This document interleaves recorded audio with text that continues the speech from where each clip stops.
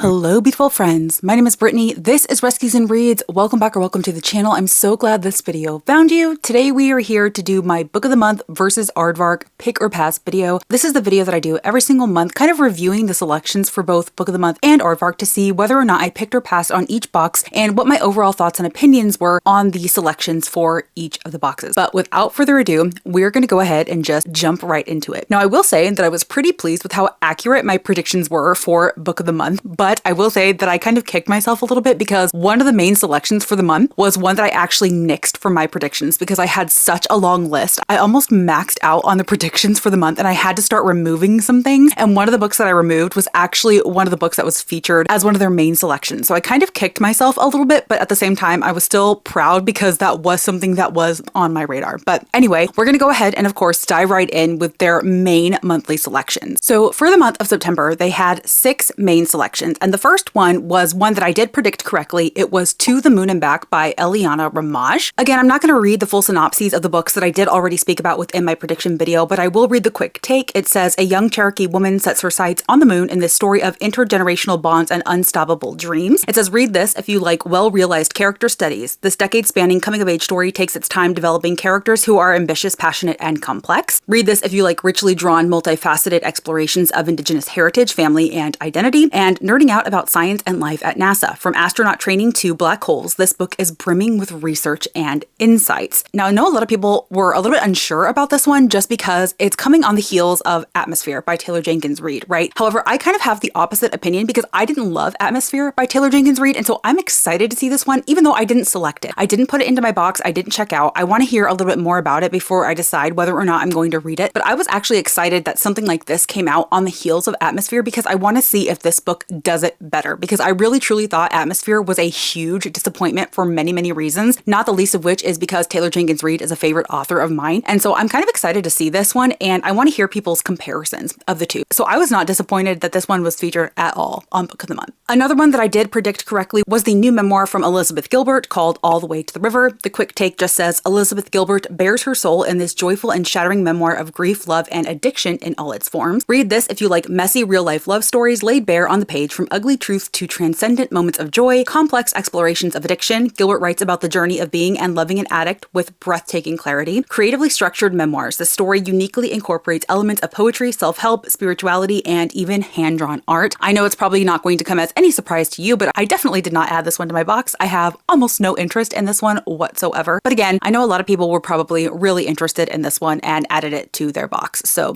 good for them. Yet another one I did predict correctly was the newest horror release from Rachel Harrison called Play Nice. The quick take just says, inheriting a house from your late mom is emotionally complicated, especially when the house comes with a bonus demon. Read this if you like a classic haunted house novel with a clever modern flavor. It's darkly funny and undeniably horrifying with just the right amount of snark. Family demons, both the shared trauma kind and the lives in your attic with sharp teeth and tail kind, and chaotic hot mess protagonists fumbling their way through adulthood. So this again is not one that I added to my box, although it is one that I do have an interest in. I've never read Rachel Harrison before, but the synopsis of this one intrigued me. I think it could be along the lines of what I typically look for in a horror. I'm going to get into this a little bit more later when I kind of sum up my thoughts and feelings on the books and whether or not I picked or passed, but I'm really not interested in picking up books unless I'm crazy super excited to read them, right? If something is absolutely an anticipated release or if something is just super grabbing me and intriguing to me and I know I'm going to be in the mood to read it soon, I will absolutely add it to my box. This is not one of those. This is one that I feel like I can wait for. I can wait to see what other people's thoughts and opinions are before picking this one up. Now, this next one is actually a really early release. That is the newest fantasy from Stephanie Garber called Alchemy of Secrets. Now, this one is actually not even releasing until October 7th. So we are getting this one over a month in advance. This definitely would not have been in my prediction video just because I only focus on releases that are coming out in the month in question. So this is pretty generous of Book of the Month to give you like a full month in advance for this story. This says, Folklore 517, Local Legends and Urban Myths, taught by a woman called the Professor. Most students believe the Professor's stories are just fiction, but Holland St. James has always been convinced that magic is real. When she tracks down a local legend named the Watchman, who can supposedly tell you when you'll die, the world finally makes sense, except that the Watchman tells her she will die at midnight tomorrow unless she can find an ancient object called the alchemical heart. With the clock ticking, Holland is pulled deeper into this magical world in the heart of Los Angeles and into the path of a magnetic stranger. Everything about him feels like a bad idea, but he promises Holland that her sister sent him to protect her. As they chase clues and stories that take them closer to the alchemical heart, Holland realizes everyone in this intoxicating intoxicating new world is lying to her, even the stranger. And if she can't figure out whom to trust, not even the alchemical heart will save her. This is one that I'm tangentially interested in. So I really have no experience with Stephanie Garber. I read Caraval for the first time earlier this year because I wanted to see if I would enjoy it in anticipation of the beautiful set that was recently released by Fairy Loot. And I did enjoy it enough, but it's not like a crazy new favorite or anything. I do want to dive more into this world and read the additional books to see how I feel about Stephanie Garber. So I'm not entirely sure if this is one that I am going to be interested in the future. It does sound really, really interesting. I do believe that this is an adult novel rather than a young adult novel. And so I'm really interested to see what this is all about. Again, I would not have added this to my box regardless because I don't like my fantasy in these editions. And I'm sure that other boxes like Fairy Loot and Illumicrate are going to be coming out with beautiful special editions of this. So if I do want to pick it up, I would probably pick it up in one of those editions. But I know that a lot of people were really excited about this because it's a huge anticipated release for a lot of Stephanie Garber fans. So I was actually pleased to see this here, even though it's not one that I would personally add to my box. This next one, The Heartbreak Hotel by Ellen O'Clover, this is the one that I nixed from my original prediction list and wish I would have not because I would have been even that much more correct on my predictions. I'm not sure what it was about this one that made me nix it from my predictions, but I'm kicking myself for doing that. This says, Louisa Walsh emerged from a tumultuous childhood with a degree in counseling, a wealthy boyfriend, and her sunny outlook on life mostly intact. But that optimism is tested when she's dumped and left unable to afford rent on their gorgeous house in the mountains of Colorado. Even with her life in disarray, Lou knows losing the one stable place she's ever called home is not an option. She asks her reclusive landlord, Henry Rhodes, to let her stay for free in exchange for renting out the house's many rooms as a bed and breakfast. She's shocked when he agrees to her terms and even more surprised to discover Henry is a handsome 30-something veterinarian with silver at his temples and sadness in his eyes. All right, I'm swooning a little bit. One who does not take it well when Lou starts marketing her B&B as a retreat for the recently heartbroken. But as the Comeback Inn opens its doors to its weary, hopeful guests, Lou and Henry find themselves dancing around both their undeniable connection and the closely held secrets that threaten to topple this fragile new start. A chance at love here could be too close to home, or it could be exactly where their hearts finally heal. So I actually think that's a really, really sweet synopsis. I am pretty intrigued by this one actually, but I don't gravitate towards romance. I like very specific things in my romance, and to be quite honest, no matter how much I get caught up in the hype of romance novels, no matter how much I think that I want to read them, I'm never in the mood to read them. I never gravitate towards them. When they come in from my library, I'm just like, ooh, deliver later, deliver later, deliver later. So I'm not sure what it is about them, but they don't typically hit the spot for me. So as much as I really enjoy the synopsis of this one, it's not one that I added to my box, and I don't know if I would pick it up unless I hear fantastic things about them. Like, romance has to be really, really hyped for me to want to pick it up. So this one was a pass. Now, this final one was definitely one that came out of left field in my opinion. It's called Discontent by Beatriz Serrano, and I actually had an inkling that this one was going to be featured because of some clues that Book of the Month dropped. However, I didn't feel right including it in my prediction video, and that's because I believe the first time this was published was back in 2023 in its original language, and so that's a backlist title that I would not typically feature here, although I do believe it's being released in English for the first time in September. I could be wrong about that, but that is my perception of what is happening here. So I didn't really feel right because it didn't fit my usual parameters. But also, this is not a book that would have been on my radar regardless. Like, even if it's releasing for the first time in English in September, I had no idea about this book until I saw the clues released on Book of the Month. And so I was like, this would have never been something that I featured in my prediction video. So I didn't feel right about featuring it, even though I knew it was probably going to be selected by Book of the Month. This says, on the surface, Marissa's life looks enviable. She lives in a beautiful apartment in the center of Madrid. She has a hot neighbor who is always around to sleep with her, and she's rapidly risen through the ranks at an advertising agency. And yet she's drowning in a dark hole of existential dread induced by the expectations of corporate life. Marissa hates her job and everyone at it. She spends her working hours locked in her office, hiding from her coworkers, binging YouTube videos, and taking Valium. When she has the time, she escapes to her favorite museum where she contemplates the meaning of human life while staring at Hieronymus Bosch paintings or trying to get hit by a car so she can go on disability. But Marissa's success, which is largely built on lies and work she's stolen from other people, is in danger of being unraveled when she's forced to go on her company's annual team building retreat. Isolated in the Spanish mountains, surrounded by a psychopathic boss, overly enthusiastic coworkers who revel in their exploitation, a flirty retreat staff, and haunted by a deeply buried memory about a past coworker, Marissa is pushed to the brink of a complete spiral. A darkly funny, provocative, and incisive tale of our modern times, Discontent explores the unease we bury 8 hours a day and how explosive it is when it rises to the surface. So this sounds like it's going to have a lot of commentary on our current 9-to-5 culture and like how we all get up, we go to the office, we deal with these jobs that we're maybe not certain about, you know what I mean? Maybe they're not the best thing in the world, we're not super happy there. And this is about her, how she copes and what happens when she goes on this team building retreat. I have to be honest, like I had a little chuckle while I was reading that synopsis there because I definitely could relate to some of the things in that synopsis, and I would be interested to hear more people's thoughts and opinions, but it's certainly not one that I added to my box. So if you have been paying attention, I didn't add any of the main selections to my box for September, and that means that I ultimately did decide to pass on Book of the Month for the month of September. Now, moving on into the add-ons, they actually only had 2 brand new add-ons for the month of September. The other 2 that you see were actually mid-month add-ons for the month of August. The first one was The Possession of Alba Diaz by Isabel Cañas. That was actually a prediction that I do believe that I made for the August releases, so I'm not going to say too terribly much about it here, but it is a horror, and it says a Mexican heiress battles her literal inner demon in this bloody, heart-in-your-throat tale of romance and terror. So I know a lot of people were on the lookout for that one, so I'm glad that it was actually put out as a mid-month add-on. The second is The Lost Baker of Vienna by Sharon Kurtzman, which is a historical fiction, and this just says, in post-war Vienna, a young baker must choose between 2 very different men and 2 very different futures. It says it's 400 plus pages, multiple viewpoints, non-linear timeline, and international, and it sounds like it's going to have a love triangle, a historical fiction love triangle, which is interesting, but that is not one that is intriguing to me. Now, the other 2 brand new add-ons for September were actually 2 that I did predict correctly. The first was The Academy by Ellen Hildebrand and Shelby Cunningham. This is one that I, for some reason, completely skipped over on my list when I was making the prediction video, so I didn't actually talk about it in the video, but I did include a pinned comment when I was editing the video that I did mean to include it. Ellen Hildebrand has been featured multiple times on Book of the Month, so I was not surprised that they featured this one here. This is one that she actually co-wrote with her daughter. It says, it's move-in day at Tiffin Academy, and amidst the happy chaos of friends reuniting, selfies uploading, and cars unloading, shocking news. America Today just ranked Tiffin the #2 boarding school in the country. It's a 17-spot jump, so was there a typo? The dorms need to be renovated, their sports team always comes in last, and let's just say Tiffin students are known for being more social than academic. On the other hand, the campus is exquisite, class sizes are small, and the dining hall is run by an acclaimed New York chef. But just as the rarefied air of Tiffin is suffused with self-congratulation, the wheels begin to turn, and then they fall off the bus completely. One by one, scandalous blind items begin to appear on phones across Tiffin's campus, thanks to a new app called ZipZap, and nobody is safe. Everyone has something to hide. As if high school wasn't dramatic enough, as the year unfolds, bonds are forged and broken, secrets are shared and exposed, and the lives of Tiffin students and staff are changed forever. The Academy is Ellen Hildebrand's fresh, buzzy take on boarding school life and a thrilling new direction from one of America's most satisfying and popular storytellers. So even though this was on my radar in terms of releases, it's definitely not something that I feel like I would read. It definitely has kind of like One of Us is Lying vibes, in my opinion, from Karen and McManus, although I don't know if anybody ends up dead, but you have this boarding school full of drama and secrets that are being revealed and everything that comes along with it. And I don't know, I think I've just like kind of outgrown it. I would hope that there is a bit of a mature take considering it is being written by Ellen Hildebrand, but I don't know, that is just not something that I feel like I would have added to my box even if I had not decided to skip September. And then the very final book that I'm going to talk about for Book of the Month is Wild Reverence by Rebecca Ross. Again, this is one that I did predict correctly. This says, set in the world of divine rivals, this tender book tells the story of a goddess and a mortal who meet in dreams. So if I'm taking an overall look at Book of the Month selections for the month of September, I think that they actually did pretty well. I think a lot of their releases were pretty expected. I think they're going to appeal to a lot of people. You actually have quite a bit of variety here, right? You have some horrors, you have romance, you have historical fictions, you have a literary fiction, you have just a little bit of every type of genre. And I think that a lot of people, for the most part, are going to be able to find something that they like from this selection. It just was not for me, especially with regard to where I am in my reading. I actually have a plan on making a whole video about this at the end of the year in December when I'm talking about my reading goals for 2026. I am just no longer interested in bringing books into my home that I have not already read, because what I'm finding is I'm making Book of the Month and Aardvark be an allowance to this book buying policy that I have that's allowing me to bring in books that I haven't read. But what I'm finding is that even though I love Book of the Month and I love trying new authors from Book of the Month, there is still that same exact risk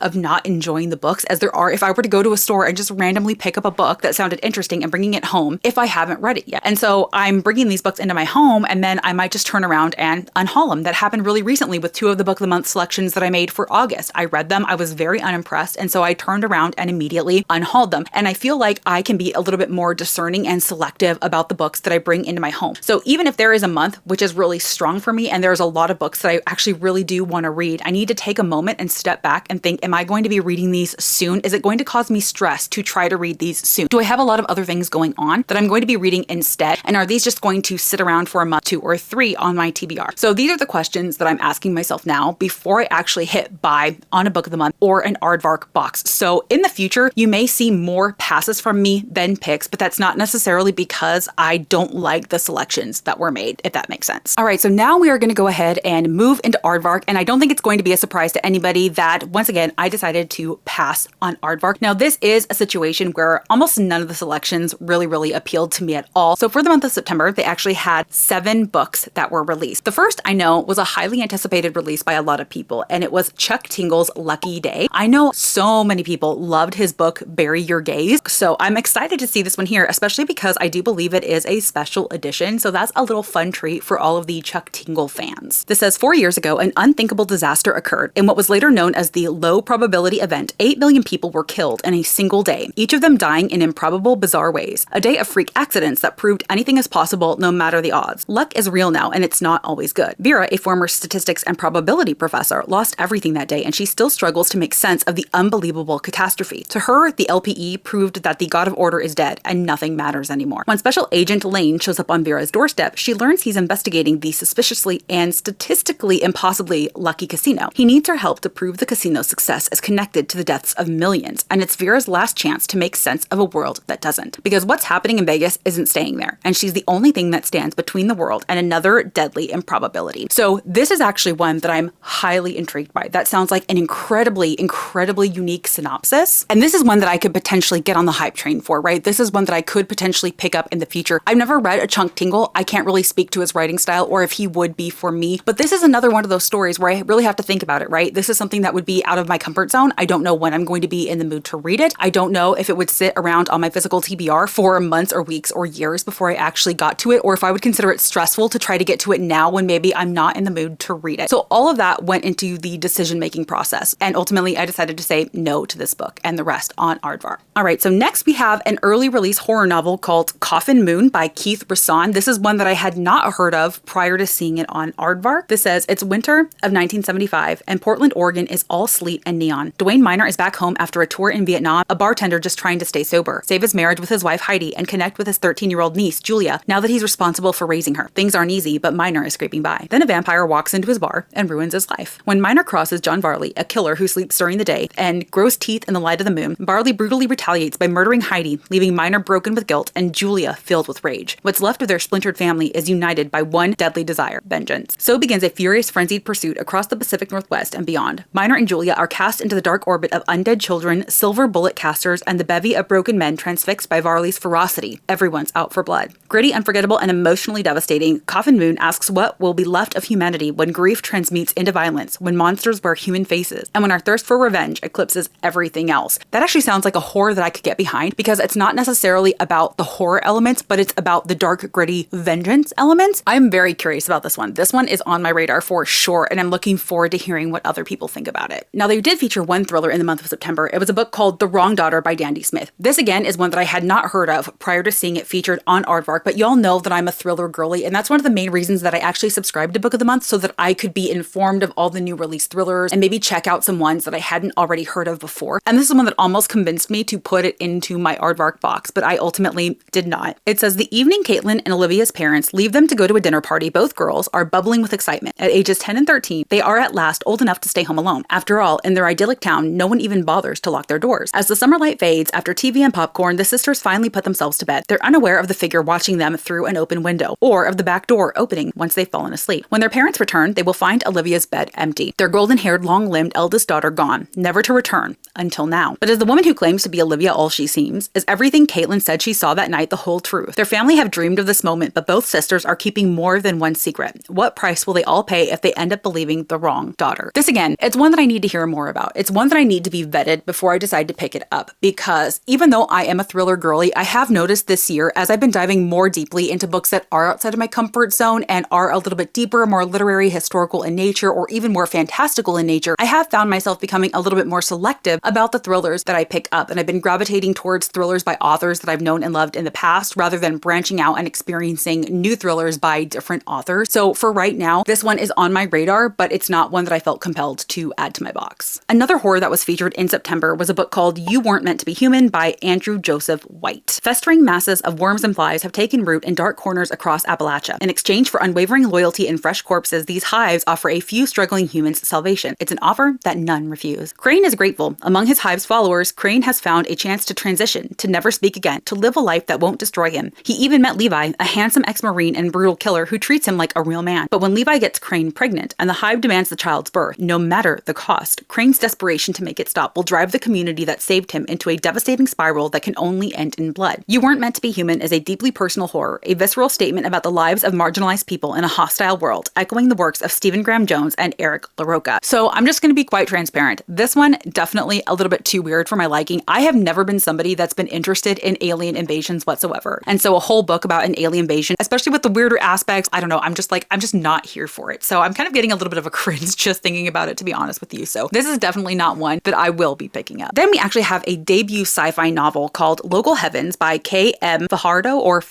It says, a corporate hacker, an elusive billionaire, a society trying to survive the American nightmare. New York City, 2075. Filipino-American Nick Carraway has just moved to the heart of the fractured New Americas, where he's struck by the city's contradictions. Shining corporate towers casting bleak shadows over the slums of a crumbling middle class. When Nick meets alluring new money Jay Gatsby, he falls for Gatsby's frank charm and confident aura. But in a city where the wealthy flaunt tech-enhanced bodies to cheat death, surfaces aren't all they seem. And as a corporate-sanctioned cyberspace hacker, Nick knows that no secret can stay buried forever. He's the reason that they do. So this definitely seems like it might be a futuristic take on The Great Gatsby, which is really interesting. Again, this is not one that piqued my interest. I don't think that it would be one that I'm picking up, but this is actually a special edition. It's an ombre edition. It has an ombre hardcover underneath the dust jacket, which is a nice little touch. So I'll be interested to see what people think about this, but I just know myself and I don't think that this one would be one that I ever pick up. Now, one that was featured on Aardvark that I actually talked about in my Book of the Month predictions was Aaron A. Craig's newest release called A Land So Wide. So luckily, if you were anticipating this book on Book of the Month and it wasn't there and you are also an Aardvark subscriber, you can actually get it via Aardvark. Not going to go into the synopsis of this just because I did go ahead and talk about it more in my Book of the Month prediction video, but it is a historical fiction fantasy and it's considered gothic, which I love me a good gothic fantasy. This is playfully drawing from Scottish folklore. Aaron A. Craig's adult debut is both deeply atmospheric and profoundly romantic exploration of freedom versus security, a stunning celebration of one woman's relentless bravery on a quest to reclaim her lost love and seize her own future. Again, so many of these books I really just want to hear more about, right? I want to hear more people's takes and opinions before I officially add it to my TBR or go ahead and bring it into my home. This is one that has been intriguing to me since I did talk about it in my prediction video, but it's not one that I feel like I'm in a rush to pick up. All right, and then this final one seems like it's actually going to be a speculative romance. So there's going to be like a little bit of a fantastical element to it. It's called Which You Would by Leah Amador. Penelope Delmar, a broke salesgirl, has been chosen to compete on Cast Judgment, a spellcasting reality show. The winner gets a big cash prize, and for extra hype, this season is the Celebrity Edition. Every contestant will be paired with a celebrity teammate. Unfortunately, her partner, Leandro Presto, is best known for his goofy viral spell videos, not his skills. Gil Contreras, alias Leandro Presto, has been crushing on his pen pal Penelope for months. Now they're working together to win a contest that could save his grandfather's charity. Except he has to stay in character the whole time, so his dream girl thinks he's a total loser. Can they beat snobby rivals, fix spells gone wrong, and survive increasingly dangerous sabotage attempts to win the grand prize and each other's hearts? Or will Gil's secret make both their magic and romance fizzle out? All right, that just sounds like it's going to be a cute, sweet, fun time. We definitely have a little bit of a you've got mail element here because the male main character has been communicating with Penelope. He knows who she is, but because he uses an alias for his celebrity persona, she doesn't actually know who he is. So she can't stand him in person. They're trying to work together to beat this reality television show, and it just sounds like it's going to be super fun. Again, I'm not necessarily drawn to this as a non-romance girly. It takes something special for me to be drawn to a romance, but I do think that sounds really, really cute. All right, everybody, and that is it. Those are the selections for both Book of the Month and Aardvark for the month of September, and whether or not I picked or passed, I easily passed on both of them, and I don't really have strong feelings on whether or not I feel Book of the Month or Aardvark was stronger, in my opinion, because none of the books featured on either one of them super jumped out at me. There was nothing that I was crazy excited to get to. There was nothing that I just had to immediately add to my box. There was nothing that I really wanted to run out and read immediately. They were all just kind of like wait and see types of books. Like if this gets a lot of hype, if I think that it's up my alley based on some reviews that I see, I'm more than willing to put it on my TBR and maybe pick it up at a future date. But I didn't necessarily need to get these books in an Aardvark or a Book of the Month edition, if that makes sense. And like I kind of alluded to, I'm very much in a transitionary phase when it comes to what books that I pick up that I haven't already read before, especially as of right now, I'm feeling still so very much slumpy and burnt out, and nothing is really like jumping out at me at the moment. I'm not really excited about anything in the bookish world for the moment. So unfortunately, these were both passes, but not necessarily because I hated all of the selections or thought they were bad or anything like that. They just didn't appeal to me, and and I wasn't in a hurry to get to them. As per usual, if you are a Book of the Month or Aardvark subscriber, please comment down below and let me know if you picked or passed on these boxes, and if you did pick, what your selections were, what you were most excited about, and if you were disappointed by any books that potentially were not featured there. Or if you've made it to the end of this video and you are not feeling chatty, go ahead and leave me, if there is one, like an alien emoji in honor of that sci-fi book I talked about earlier. And as always, if you like this video or if you just like me, please be sure to give it a big thumbs up and subscribe if you haven't already. I typically post 1 to 2 videos a week, and I would love to connect with you in either of those future videos. Or if you'd prefer to connect with me outside of BookTube, you can always find links to my Goodreads, Instagram, and Patreon and YouTube memberships down below, along with any books talked about in the video. Until next time, y'all.